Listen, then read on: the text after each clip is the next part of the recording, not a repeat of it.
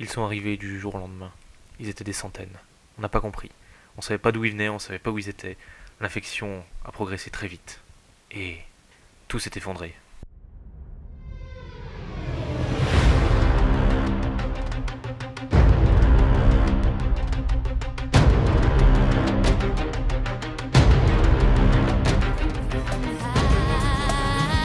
It's all about the money. It's all about the dum dum da da dum dum. I don't think it's funny. C'est la crise. Si, c'est la crise. Tout le monde le dit, alors faites pas les malins. Mais qu'est-ce que ça veut dire exactement? Et surtout, elle vient d'où cette crise? Pour comprendre pourquoi c'est la merde aujourd'hui, il faut revenir au début de la crise. Cette crise, elle a eu 3 phases. La première phase, c'était une crise financière, qui a entraîné une crise économique, qui a entraîné une crise de la dette. Aujourd'hui, on va parler de la première phase, à savoir la crise financière. Mais peut-être que ça ne parle pas à tout le monde déjà. Qu'est-ce qu'une crise financière? Eh bien, on va demander au professeur Bulot. Merci, professeur Bulot. Le terme crise financière désigne en fait plusieurs types de crises. Mais pour notre sujet, la crise de 2007-2008, il s'agit d'un effondrement des valeurs boursières et bancaires. En clair, les banques se sont cassées la gueule car une bonne partie de l'argent qu'elles pensaient avoir a disparu. C'est arrivé du fait du développement, entre autres, des fameux crédits subprimes. Alors, ces crédits subprimes dont on nous a tant parlé, qu'est-ce que c'est? Ce sont des prêts accordés à des gens qui avaient peu ou pas les moyens de rembourser.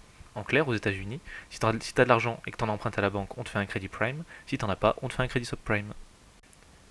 Imaginons la famille Stark qui veut s'acheter une maison parce que l'hiver arrive. Sauf que, à cause de quelques difficultés politiques, ils sont moins riches qu'avant, et en plus, le père risque de perdre son emploi.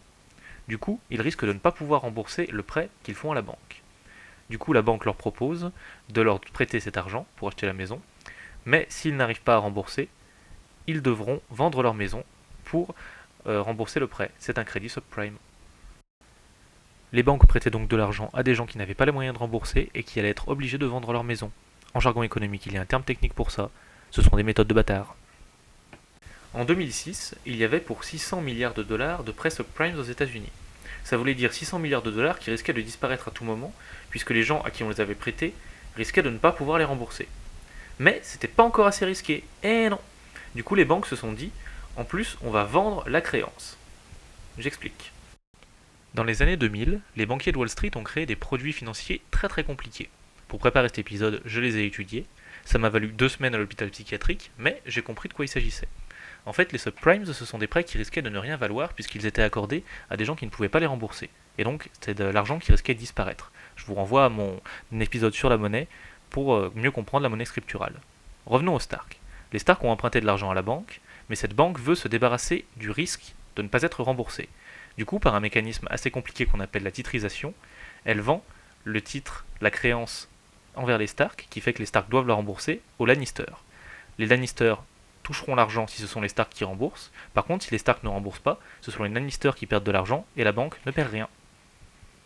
Au final, les crédits subprimes et les titres qui en découlaient, c'était des produits financiers qui risquaient de ne rien valoir, qui étaient pour ainsi dire morts, mais qui bougeaient quand même, qui arrivaient à se vendre. Un peu comme des morts qui bougeraient, des zombies. Maintenant, laissons la famille Stark, avant qu'ils ne soient tous morts, et voyons au niveau global. Pour mieux comprendre, imaginons la société Umbrella Corporation qui a inventé un virus qui transforme les gens en zombies, le virus T. Ils l'ont inoculé à plein de gens, mais ils ne savent pas quand le virus va se manifester. Leur grande peur, c'est que tout le monde se change en zombie au même endroit et au même moment. Du coup, ils séparent les gens infectés et les dispersent un peu partout. Pour plus de sécurité, les infectés sont mélangés avec des gens costauds, qui peuvent les contrôler s'ils se changent en zombies. L'idée, c'est que c'est plus facile de maîtriser un seul zombie. C'est exactement ce qui s'est passé avec les subprimes. Les banques ont pensé que c'était trop dangereux de les garder tous au même endroit, du coup, elles ont voulu les vendre. Mais comme personne ne voulait acheter les subprimes, ils les ont vendus dans des packages, en les mélangeant avec des produits financiers solides, comme des actions Microsoft ou des bons du trésor américain, pour faire croire que le package entier était solide. Quand je vous dis que c'est des méthodes de bâtard. Et pour en revenir à la métaphore des zombies, si vous avez déjà vu un film de zombies, vous savez très bien ce qui va se passer maintenant. Tant qu'il y a un ou deux infectés qui se transforment en zombies, ça reste gérable. Mais dès qu'il y a des milliers de zombies qui marchent dans les rues, c'est la panique et plus personne ne sait qui est infecté. Il ne reste plus qu'à planter des trucs dans son jardin en espérant que ça arrêtera les zombies. C'est ce qui s'est passé avec les subprimes. Au bout d'un moment, les gens avec qui on avait prêté de l'argent ne pouvaient plus rembourser leurs prêts. Du coup, ces prêts ne valaient plus rien. Ça devenait donc des espèces de zombies financiers. Le problème, c'est qu'on s'est rendu compte qu'à force de les vendre dans des packages avec d'autres titres financiers, Plus personne ne savait exactement où étaient les subprimes, les titres infectés. Donc, comme dans tous les films de zombies, ça a été la panique, puisque personne ne savait qui avait le virus et qui ne l'avait pas. C'est là que la crise commence vraiment. Plus personne ne sait si on peut avoir confiance dans les produits financiers, car on ne sait pas quels sont les produits financiers infectés, les produits qui ont été mélangés avec des subprimes. Du coup, la demande baisse, puisque personne ne veut acheter. Du coup, le prix se casse la gueule et la valeur des titres financiers s'effondre. En plus, les banques arrêtent de se prêter de l'argent entre elles, puisqu'elles ont peur de prêter à une banque qui ne pourra pas les rembourser. Et effectivement, plusieurs banques se retrouvent en faillite.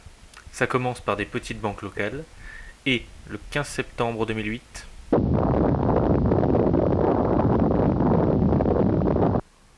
la banque d'investissement internationale Lehman Brothers fait faillite. Et là, c'est la panique. Si Lehman s'effondre, ça veut dire que n'importe quelle banque peut s'effondrer. C'est tout le système bancaire qui vacille. Pour le sauver, le gouvernement des États-Unis lance le plan Paulson avec le célèbre TARP. Non, pas comme ça, comme ça. Voilà. Le TARP, Troubled Asset Relief Program. Ce plan prévoyait de distribuer jusqu'à 700 milliards de dollars aux banques en difficulté en rachetant leurs produits financiers. Finalement, 431 milliards ont été effectivement dépensés. Mais c'était trop tard. La panique bancaire avait déjà fait passer la crise financière au niveau 16. Et tout le monde sait ce qui se passe au niveau 16.